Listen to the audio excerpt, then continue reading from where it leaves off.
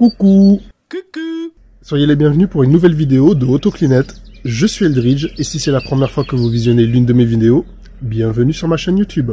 Aujourd'hui, on se retrouve pour un entretien esthétique intérieur et extérieur sur cette Alfa Romeo 159 SW de 2011.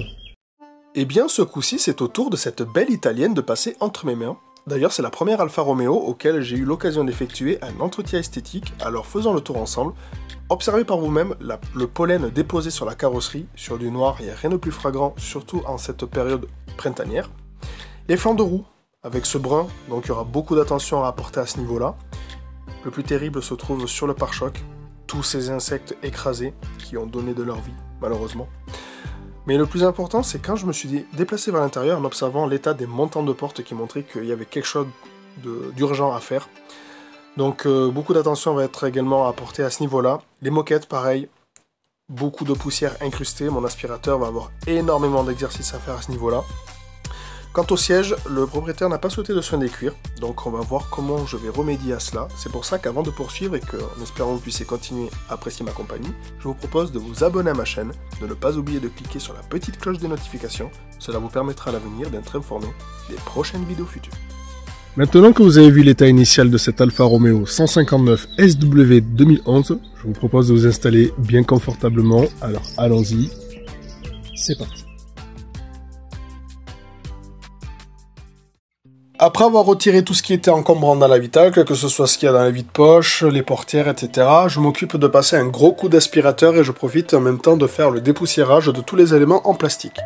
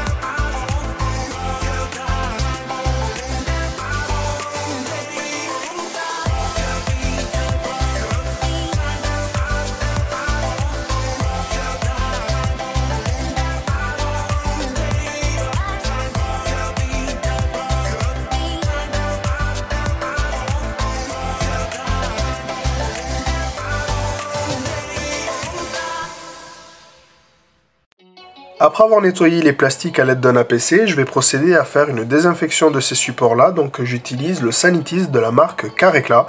Alors c'est un nettoyant désinfectant qui va avoir pour rôle d'éliminer efficacement tout ce qui peut être les microbes, les bactéries, les champignons, les germes, toutes ces choses-là. Surtout par rapport à la crise sanitaire que l'on traverse tous actuellement. Donc c'est un produit qui est déjà prêt à l'emploi. Donc je le vaporise sur une microfibre, j'agite le produit et j'essuie les derniers résidus à l'aide d'une autre microfibre. C'est un précieux allié pendant cette mauvaise période que l'on traverse actuellement.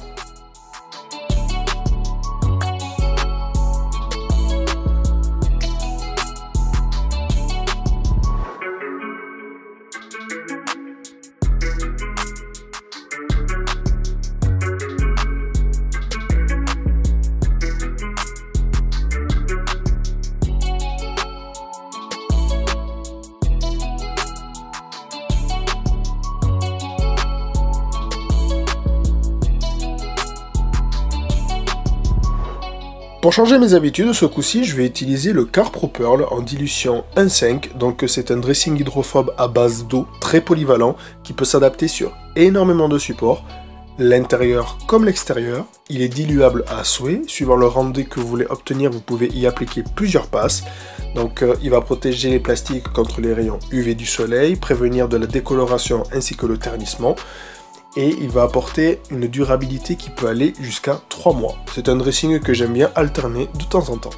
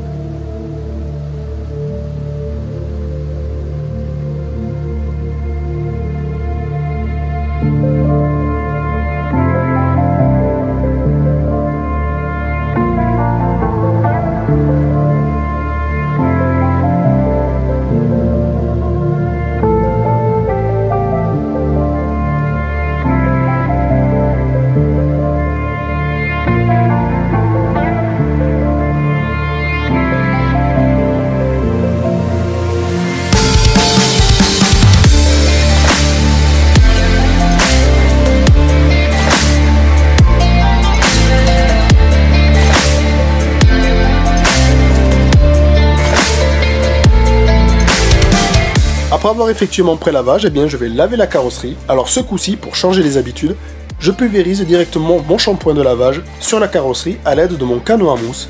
Et c'est un procédé que j'ai remarqué par hasard une fois dans une story d'Instagram de John Cartester. Alors pour les personnes qui ne savent pas qui est John Cartester, eh bien c'est un youtubeur qui présente des produits en esthétique automobile et qui donne des astuces sans prise de tête et à sa manière, et surtout destiné à monsieur et madame tout le monde.